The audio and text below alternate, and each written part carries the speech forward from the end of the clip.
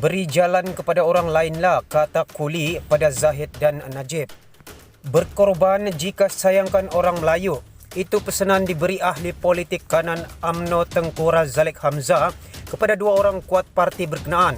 Ketika ini, Najib Razak dan Ahmad Zaid Hamidi. Kata Tengku Razaleq, kedua-dua mereka perlu melakukan tindakan tersebut kerana UMNO dilihat cacat pada pandangan rakyat buat masa ini. Pengorbanan yang dimaksudkan beliau, menurut laporan utusan Malaysia, ialah dengan memberikan laluan kepada orang lain dalam kepimpinan parti tersebut. Beri jalan pada orang lainlah, katanya. Tengku Razaleq yang juga pengerusi jemaah penasihat UMNO memberitahu beliau tidak pasti sama ada Ahmad Zahid atau Najib akan bertanding lagi dalam pilihan raya umum PRU akan datang. Namun katanya kedua-dua ahli parlimen itu perlu melakukan pengorbanan jika mereka sayangkan orang Melayu seperti yang ditegaskan dalam UMNO. Untuk rekod, Ahmad Zahid merupakan Presiden UMNO yang kini berdepan hampir 50 pertuduhan di mahkamah, termasuk 12 membabitkan dakwaan pecah amanah.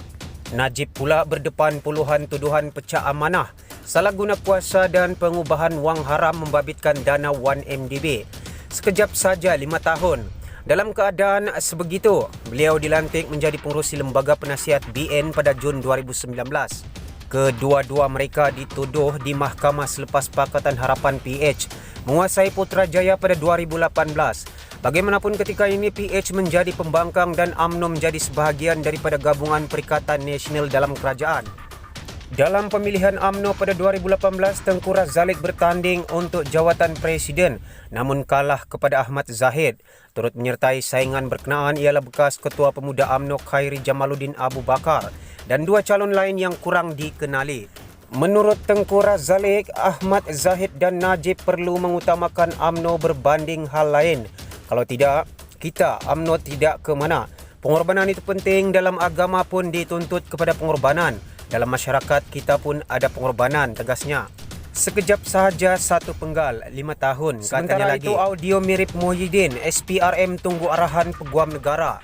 SPRM telah menyerahkan laporan awal berhubung dakwaan rakaman audio mirip suara Muhyiddin Yassin yang mengatakan ahli parlimen UMNO boleh dipikat untuk menyertai Bersatu jika ditawarkan jawatan menteri atau jawatan dalam syarikat berkaitan kerajaan GLC.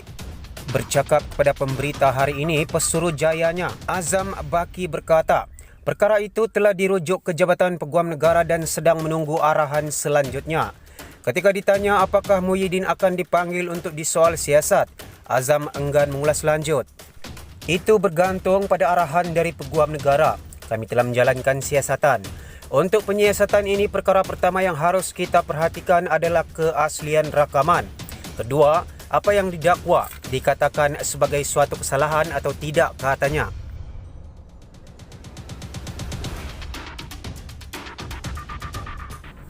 Pada 30 Mei, halaman Facebook yang menyokong Dr. Mahathir Mohamad memuat naik satu rakaman mirip suara Muhyiddin.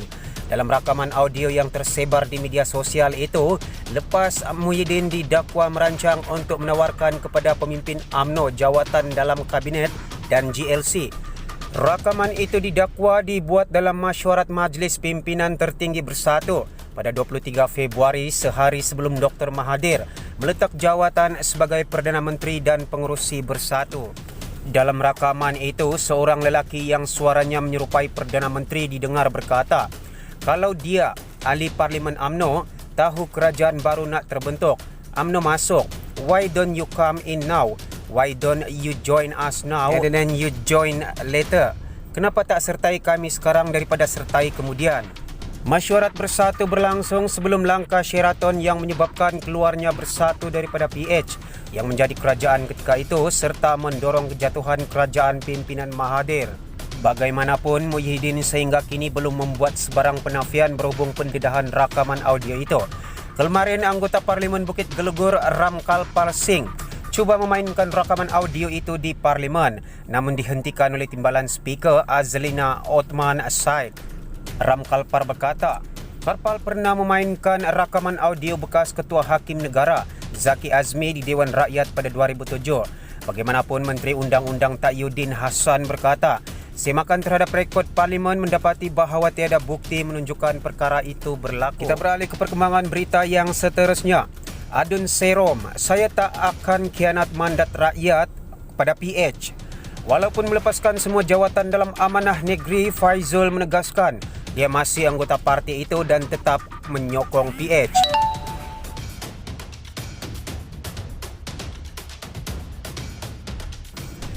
Selepas sehari meletakkan jawatan dalam amanah Johor, Adun Serom Faizul Amri Adnan menegaskan beliau tidak akan mengkhianati mandat rakyat pada pilihan raya umum PRU lalu. Saya ingin memaklumkan bahawa saya kekal bersama mandat rakyat yang telah memberi kemenangan dan peluang kepada Pakatan Harapan PH untuk memimpin negeri Johor amnya dan negara Malaysia khasnya. Saya juga ingin memaklumkan bahawa saya kekal bersama mandat rakyat yang telah memberi kemenangan dan peluang kepada Pakatan Harapan PH untuk memimpin negeri Johor amnya dan negara Malaysia khasnya, kata dalam satu kenyataan hari ini. Faizul semalam melepaskan jawatan sebagai pengerusi jawatan pendidikan dan ahli jawatan kuasa Parti Amanah Johor. Melalui salinan surat perletakan jawatan yang dilihat Malaysia kini, Faizul memberi alasan kerana hilang kepercayaan terhadap kepimpinan parti itu di peringkat negeri dan susulan konflik dalaman. Faizal hari ini bagaimanapun menegaskan masih seorang anggota amanah.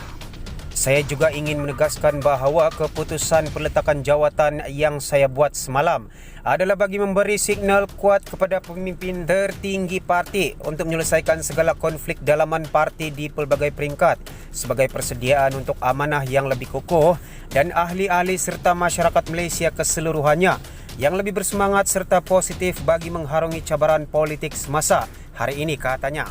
Kata Faizal, isu tersebut seharusnya hanya isu dalaman parti, namun telah ditularkan kepada umum oleh mereka yang tidak bertanggungjawab dan mereka yang cuba meneguk di air keruh. Faizal pada PRU 14 lalu bertanding di kerusi berkenaan mewakili Parti Amanah. Sebelum ini, ketika krisis politik Johor yang menyaksikan pertukaran kerajaan, Adun Amanah Johor turut dikaitkan dengan kabar angin akan menyokong Perikatan Nasional PN. Bagaimanapun kesemua kesembilan adun amanah di negeri itu menzahirkan sokongan kepada PH. Kita beralih ke perkongsian berita yang terakhir. Sudah tiba masa Saifuddin letak jawatan, kata Fahmi. Pengarah komunikasi PKR itu berkata ini kerana Saifuddin sudah melakukan 3 episod salah langkah, termasuk berhubung isu ketetapan lesen finas.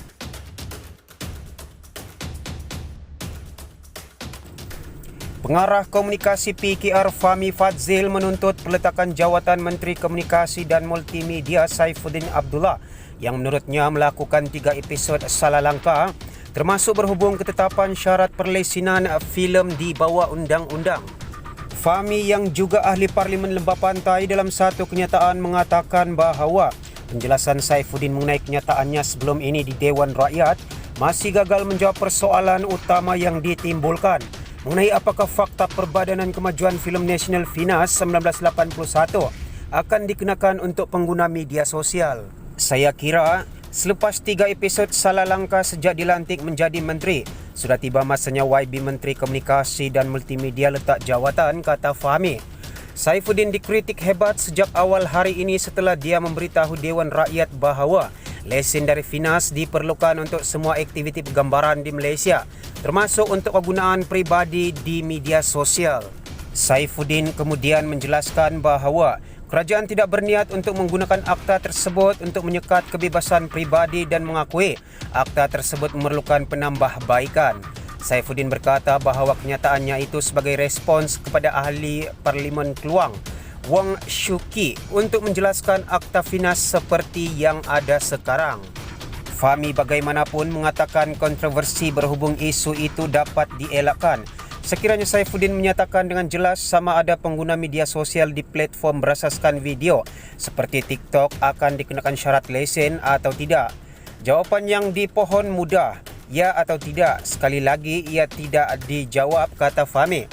Mengenai pendirian terbaru Saifuddin, Fahmi berkata ia hanyalah sekadar untuk meredakan kemarahan netizen. Sepatutnya YB Menteri mengangkat hujah-hujah ini, terutama niat meminda akta di dalam jawapan beliau di Dewan Rakyat pagi tadi.